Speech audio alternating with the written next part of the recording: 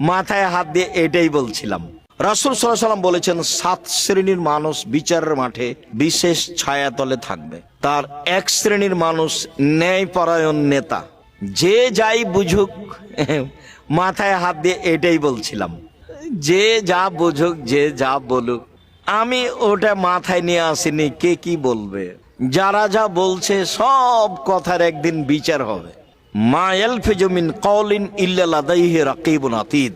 মুখ দিয়ে যেটা বের হচ্ছে সেটা লিখা হচ্ছে, মুখ দিয়ে যেটা বের হচ্ছে সেটা লিখা হচ্ছে, এবং সেটার বিচার হবে শক্তভাবে। ফেসবুক হাইকোর্টও নয়, জজ কোর্টও নয়, ফেসবুক সুপ্রিম কোর্টও নয়।